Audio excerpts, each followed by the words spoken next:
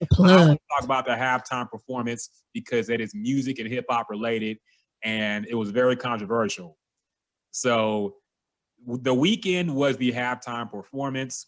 I was kind of iffy when I heard he was even announced because I'm like, I didn't know if I underestimated how popular he was, but I didn't think he was halftime show popular, you know. Mm-hmm. But I was like, maybe I'm wrong. Maybe we'll see. Maybe he'll blow it away with the halftime performance. And it was very, very the critically, I want to say bad. I didn't see anybody who said they liked it, I'll be honest. But Figgy, I want to get your take first, man. Number one, were you a Weeknd fan before?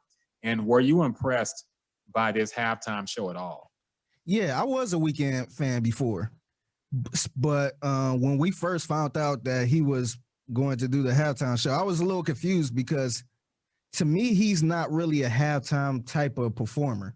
And that's no disrespect because it's we can name a bunch of artists that's not really halftime Super Bowl performers. I thought he was one of them. And I watched the halftime show. To me, it wasn't bad. A lot of people was just saying it was god awful, like he was up there fumbling the mic and all that. I didn't think it was that bad, but to me, I felt like people's standards for a halftime Super Bowl a Super Bowl halftime show is way too high. They expect Janet Jackson type of performance, Michael Jackson type of performance, dancing and fireworks and jumping off the roof and all that type of stuff. I think that's what people expect when watching the Super Bowl halftime performance. And that's not Weeknd. No disrespect. That's not Weeknd. I think if that same halftime show if he did that at a regular show, I think that'd be a damn good performance. But I just think, the Super Bowl halftime performance, people look for the Prince type of performances, the Justin Timberlakes. And he's simply not that artist. And if you want to get a little deeper, I think the Weeknd, I think him blowing up like this was unexpected from him and anybody else. I don't think people thought he would be a pop star like this because he was always a mysterious type of guy, but he blew up so much where he's the show at this point. So I think he did the best he could do as far as Weeknd standards. But yeah, that's me cutting him some bail. I wouldn't sit there and say it was god awful. He should never do it again. I think that performance did help him because everybody was talking about it. But he's not that halftime performer. That's one of the reasons Adele turned it down. Because if people thought the Weeknd performance was bad, Adele's performance would have been bad too because she would have just been standing there singing. So I think people's standards when it comes to Super Bowl performances are very high, and that's not the Weeknd to me. Yeah, I think he kind of needed some guests out there to get it a little more popping, but I feel like he probably just wanted to do it solo, being that he's always been that kind of artist. So it was interesting. J. Belle, were you a Weeknd fan and were you impressed by the halftime show performance? Yes, I've been a Weeknd fan for a very long time. Matter of fact, I've seen him twice live. I've seen him once in Vegas and once in Charlotte. And both he did a really good show. And I definitely agree with you guys. He's not a halftime performer by the least, because when we compare halftime performances during our time, you mentioned Michael Jackson, Prince, but you also have Beyonce. Beyonce killed it twice. Yeah, exactly. And so when you see those performances and see how much they put into it, and even Lady Gaga, people leave Lady Gaga out the conversation, but she really did a good job too when she did it. But there was a couple of things for me that really turned me off to the performance. His audio was not good. There had to be a miscommunication between the sound people.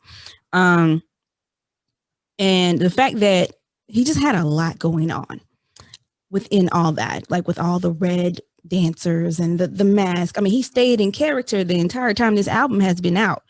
But I will say this, I will give The Weeknd this. In these times with the pandemic going on, he used that entire stadium to his liking. And so he was able to put on a show that he felt like could work during these times versus in the past, the artists have been all on one stage, and they had to utilize that whole stage. And it's not much space on there when you think about it, with all their dancers and all the pyrotechnics and all that stuff like that. And so the fact that he got to use $7 million of his own money to make the kind of show that he believed that would work for these times, I commend him for that. I will not take away from the fact that he has a lot of hits, though. You know what I'm saying? If his audio would have been a lot better, and like you said, if he would have had a featured guest, I think he should have had Drake on there, and they should have did their hit together, Crew Love, to set the tone. That would have been great. You know what I'm saying? Like, because they're both huge pop stars. I mean, yeah, Drake is a rapper and he's a hip hop star, but let's not look at the fact that he's crossed over into pop stardom too. You know what I'm saying? So when you have these two come together, it would have made a huge difference in how he presented his show. And I think it would have been a lot more comfortable, because there were some songs in there I didn't understand. But overall, I mean, he did the best that he could. But obviously, I don't think they would ask him back at all. Yeah.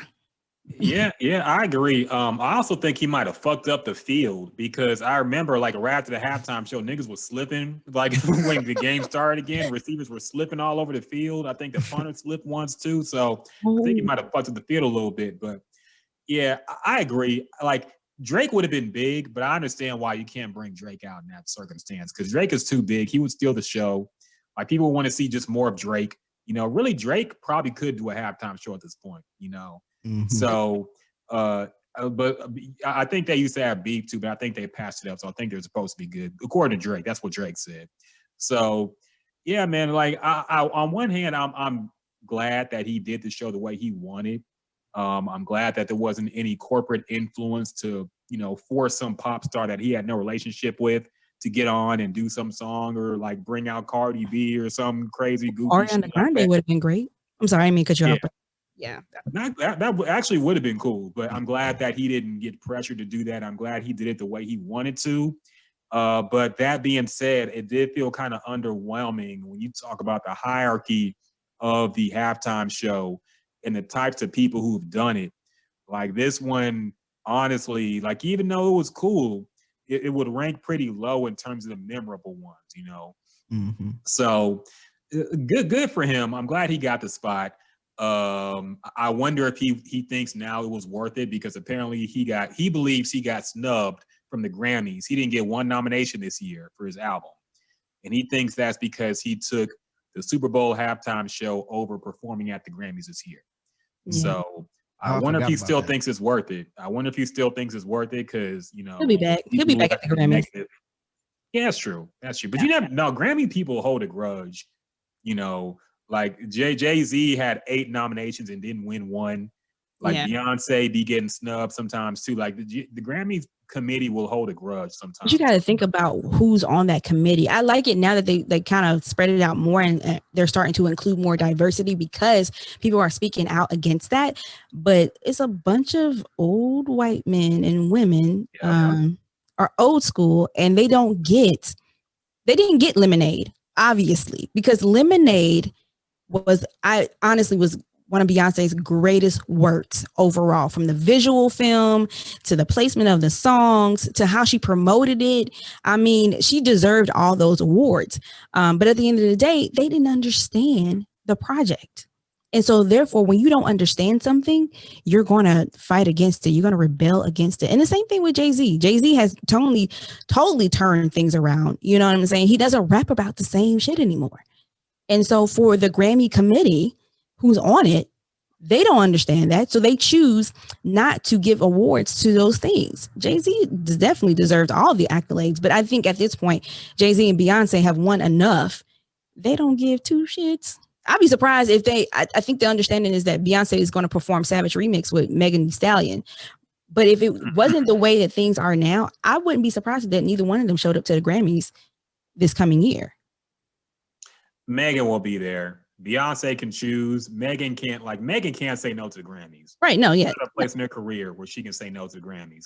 Yeah. Beyonce can, but I think maybe to support Megan, if they do perform that song, she would do it. Beyonce would do Megan a solid and perform for that. Right. Yeah. Yeah. Megan can't say no to Grammys yet. She's not there yet, but we'll see, man. Very interesting and we will keep a tab on the Grammys as well.